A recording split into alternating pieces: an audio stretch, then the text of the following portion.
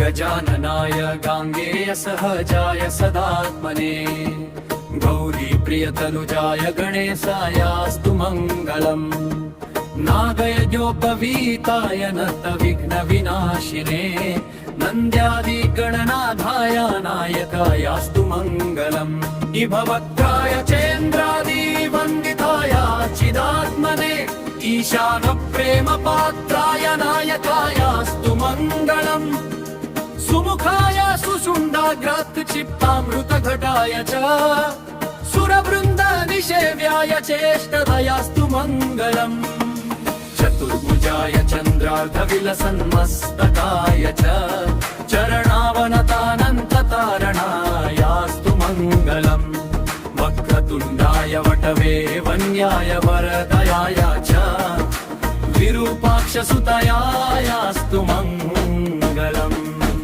प्रमोदमोदरूपाय सिद्धिविज्ञानरूपिणे प्रकृष्टपापनाशाय फलदायास्तु मङ्गलम् मङ्गलम् गणनाथाय मङ्गलम् हरसूनवे मङ्गलम् विघ्नराजाय विघ्नहर्त्रेस्तु मङ्गलम् श्लोकाष्टकमिदं पुण्यं मङ्गलप्रदमादरा पठितव्यं प्रयत्नेन सर्वविघ्ननिवृत्तये इति श्रीगणेशमङ्गलाष्टकम्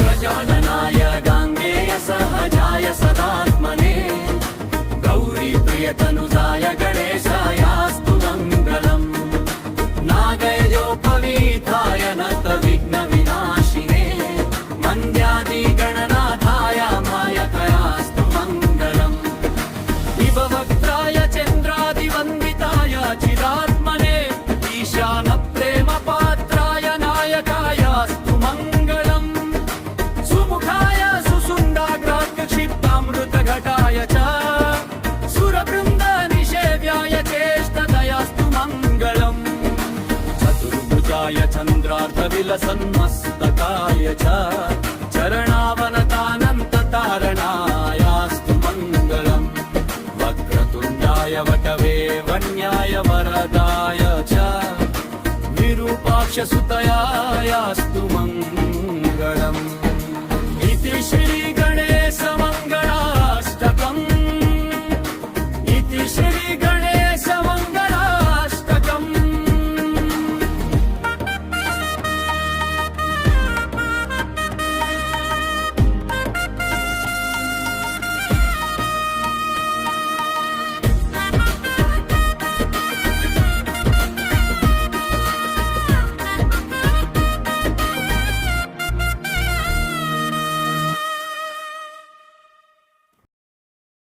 థ్యాంక్స్ ఫర్ వాచింగ్. వీడియో నచ్చితే లైక్ చేసి షేర్ చేసి కామెంట్ చేయండి.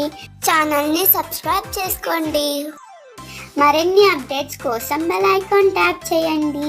ఛానల్ని సపోర్ట్ చేయండి. Thank you so much. By by. Have a good day.